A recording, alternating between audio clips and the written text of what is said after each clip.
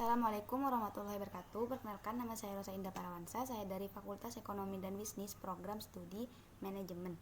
Jadi di sini saya ingin menjelaskan sedikit tentang kepemimpinan lintas budaya. Yang pertama, paradigma manajer dan pemimpin. Beberapa percaya bahwa pemimpin dilahirkan sementara manajer dapat dibentuk. Manajer mungkin memberi kepemimpinan dan pemimpin bisa melakukan fungsi manajer, tetapi manajer tidak melakukan fungsi unik dan pemimpin manajer seringkali fokus pada pencapaian tujuan dengan menguasai banyak informasi. Jadi, manajer adalah orang yang bertanggung jawab atas keberhasilan organisasi yang dipimpinnya. Keberhasilan suatu perusahaan itu tujuannya dapat berhasil karena ide-ide dari manajernya.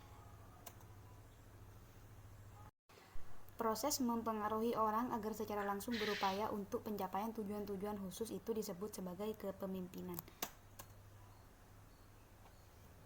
Selanjutnya di sini adalah kepemimpinan otoriter. Kepemimpinan otoriter adalah penerapan perilaku kerja terpusat yang dirancang untuk mencapai tugas-tugas.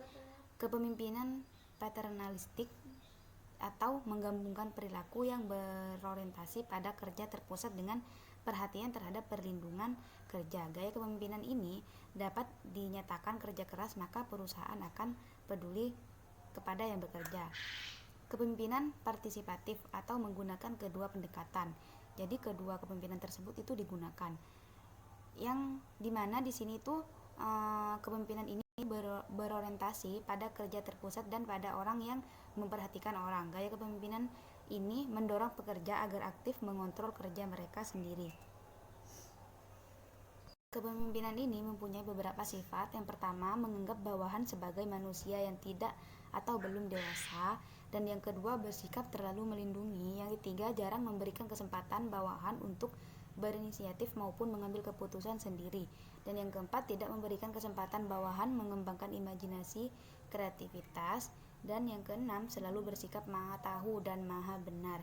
Jadi, gaya kepemimpinan ini di mana bawahan mereka selalu mendahului pemimpin mereka.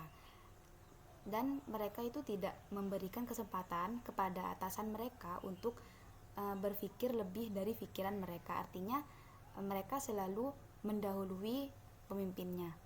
Jadi contohnya di sini seperti gaya kepemimpinan di Amerika Latin. Secara umum dipengaruhi oleh nilai-nilai tradisional leluhur dan bersifat otoriter. Semakin maju dan berkembang perekonomiannya, biasanya gaya pemimpinan bergerak ke arah partisipatif.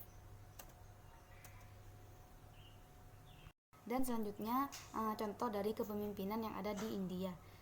Pemimpin India untuk saat ini cenderung bergaya partisipatif. Pemimpin ini percaya bahwa pemberian kontrol internal akan lebih banyak mempengaruhi karyawan untuk bekerja lebih kreatif dan inovatif.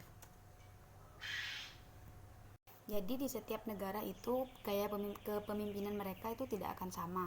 Bahkan di negara Indonesia sendiri, di setiap perusahaan tidak mungkin gaya kepemimpinannya itu di antara satu perusahaan dan perusahaan lainnya itu sama.